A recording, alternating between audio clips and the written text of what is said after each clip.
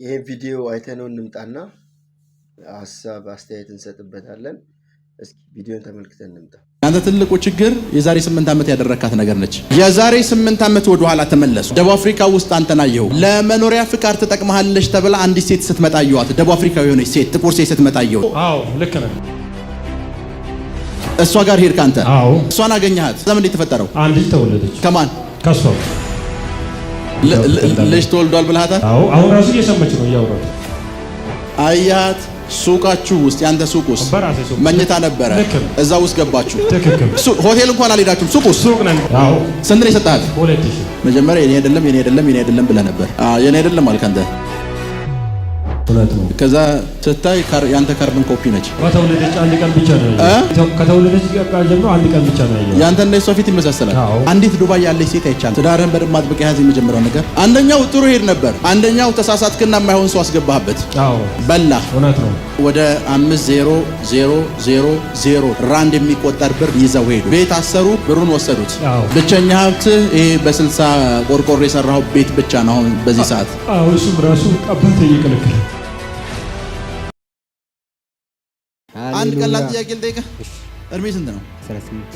ምን ሰራልሃለች እሷ? ምንም አሰራልህም አይደል? ግን በቃ አልቻልክም። በትክክል አንድ ልጅ አለች። እሱም ትንሽ ነው።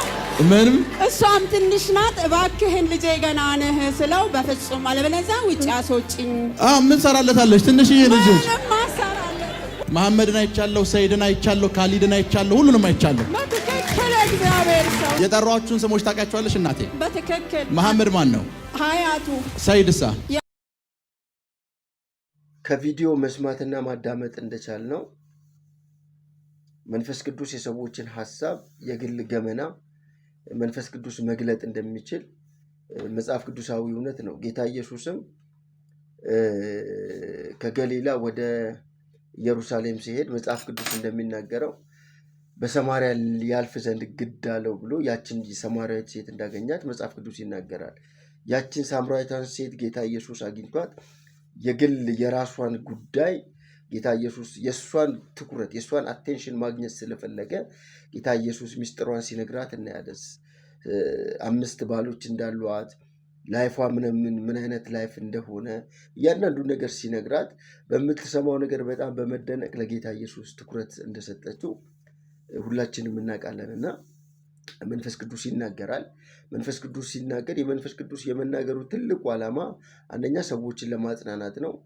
ሁለተኛ ሰዎችን ካሉበት ሁኔታ ለማውጣት ነው። ሌላኛው የሰዎችን ትኩረት ለማግኘት ነው። ትክክለኛውን የሆነውን የእግዚአብሔርን ወንጌል የመንፈስ ቅዱስን ሐሳብ ያንን ክርስቶስ ኢየሱስ በመስቀል ላይ የሰራውን ስራ እኛ ለሰዎች እንድንመሰክር እንድንናገር የሰዎችን ትኩረት ለማግኘት መንፈስ ቅዱስ ምስጢራትን ይገልጣል።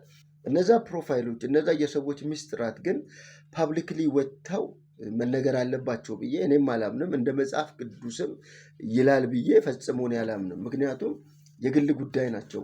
እነዛ የግል ጉዳይ ሌሎች ሰዎች ከሰሟቸው ቀጥሎ የሚያስከትሏቸው እጅግ በጣም ብዙ ነገሮች ሊኖሩ ይችላሉ። ትዳር ሊያፈርሱ ይችላሉ። ቤተሰብን ሊለያዩ ይችላሉ።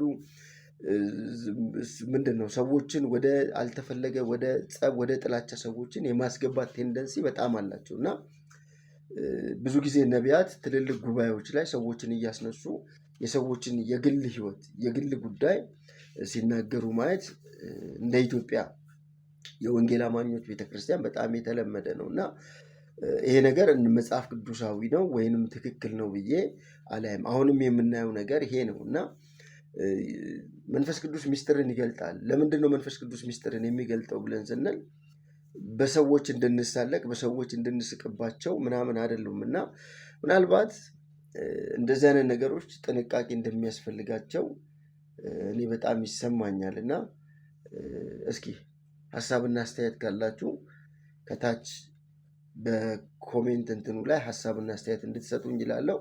እስኪ በዚህ ዙሪያ እናንተ ምን ትላላችሁ? አመሰግናለሁ።